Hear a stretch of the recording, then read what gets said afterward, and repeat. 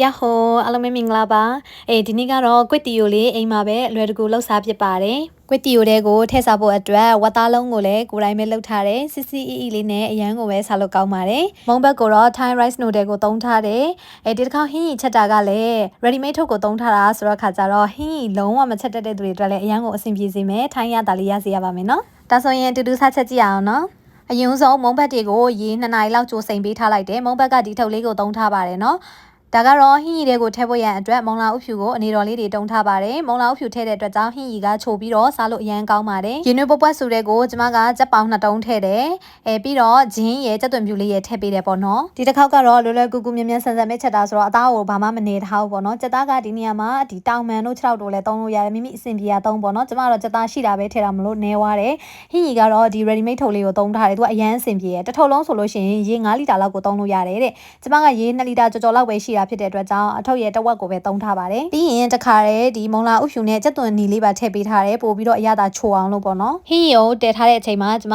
ဒီကွစ်တီယိုတွေကိုထည့်စားဖို့ရန်အတွက်ဝတ်သားလုံးလုပ်ပါမယ်ဝတ်သားကိုအရသာရဲ့ပြီးရင်ရေခဲလေးနဲ့ငယ်ထည့်ပြီးတော့ဒီကြိတ်ဆက်ထဲမှာကြိတ်လိုက်တယ်ပေါ့နော်ဒါဆိုလို့ရှိရင်သူကအသားလုံးလုပ်ဖို့အနေတော်နေထားရပြီပြီးရင်ရင်းနှွေးပွက်ပွက်ဆိုထဲမှာအလုံးလေးတွေကိုထည့်ပေးလိုက်မယ်ပေါ့နော်အသားလုံးလေးတွေကလည်းအပေါ်ရန်ခွင်လေးတွေတင်းလာပြီဆိုရင်တို့ကရေပေါ်မှာပေါ်လာတတ်တယ်ဒါပေမဲ့လည်းအထဲထိအီမအီတော့ကိုယ့်ဘာသာကိုဆန်းစစ်ပေးရမယ်ပေါ့နော်ဝတ်သားလုံးကအရန်စားကောင်းတဲ့ EECC လေးနဲ့လောက်ရတာလဲလွယ်ကူတယ်ကျမဝတ်သားလုံးလုံးလေးကိုတက်ဗီဒီယိုလေးတစ်ခုတင်ပေးပါအောင်မယ်ရှင်ဟင်းရီအိုလေးပွက်ပွက်ဆူလာတဲ့ချိန်ရောက်ပြီဆိုလို့ရှိရင်အစောနှုန်းကဒီဝတ်သားလုံးလေးတွေလည်းကြက်ပြီးဆိုလို့ရှိရင်တော့ကျမဝတ်သားလုံးလေးတွေကိုဟင်းရီအိုထဲမှာတစ်ခါတည်းထည့်ပေးမယ်ပေါ့နော်ဒီဝတ်သားလုံးလေးကကိုယ်တိုင်လှုပ်ထားတာဆိုတော့ခါကြတော့ဗောနော်စိတ်ကြိုက်ဒီအသားကအရောနှောလည်းမပါဘူးအဆင်ပြေတယ်စားရတာလည်း EECC လေးနဲ့အရန်ကောင်းပါတယ်နော်ဝတ်သားလုံးလေးတွေပါတခါတည်းကျွန်မထည့်ပေးလိုက်ပါမယ်တကယ်လို့ဝတ်သားမစားတဲ့သူဆိုလို့ရှင်လဲစက်သားအစားထိုးပြီးလုပ်နိုင်ပါတယ်ရှင်ဒါကတော့ရင်းနှီးပွက်ပွက်ဆူထဲမှာကွစ်တီယိုတွေကိုထည့်စားဖို့ရန်အတွက်ပဲ့ပင်ပေါင်းနဲ့ကစွန်းရွက်ပေါ့နော်ဒါကတော့မပါမဖြစ်သူကလေရင်းနှီးပွက်ပွက်ဆူထဲမှာ2မိနစ်လောက်ပြုတ်ပြီးတယ်ဆိုလို့ရှင်အယောင်ကအရန်လဲလှတယ်မပြောမဣလီဆိုတော့ခါကြတော့အရန်စားလို့ကောင်းပါတယ်ဟင်းရီအိုးကလေတခြားဘာရတာမှထပ်လိုက်ဆရာမလိုဘူးဆိုပေမဲ့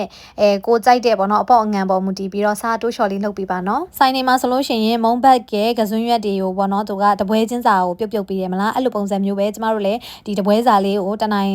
တပိုင်းပေါ့နော်အဲ့လိုစကားနာနီမှာဖြောပေးတာအကောင်းဆုံးပဲဖြစ်ပါတယ်ဒီ Thai rice noodle ကလေသူကစစ်စစ်လေးနဲ့အရန်စားကောင်းတယ်ကျမတို့ရေစိမ်တို့ဘာလို့လှုပ်စားလို့ရှင်လဲဒီခောက်ဆွဲအရန်အဆင်ပြေပါတယ်ရှင်ဒီ quit တီယို ready made ထုတ်လေးကသူကတမျိုးတည်းနဲ့အပြီးပေါ့နော်အကုန်လုံးဘာမှထည့်စရာမလိုဘူးဆိုတော့ခါကြတော့အိမ်မှာအမြဲတမ်းဟင်းချက်စားလေးမရှိတဲ့သူတွေအတွက်တောင်အရန်အဆင်ပြေပါတယ်ဒါဆိုရင် plate တင်လေးစားပါတော့မယ်နော်မုံဘက်ထည့်တဲ့ကစွန်းရွက်နဲ့ဒီပဲ့ပေါက်ပေါ့နော်ထည့်ပေးလိုက်တယ်ပြီးပြီဆိုလို့ရှိရင်တော့အရသာစိတ်ကြိုက်ပြင်ထားတဲ့ဟင်းရီလေးထည့်ပေးလိုက်ပါမယ်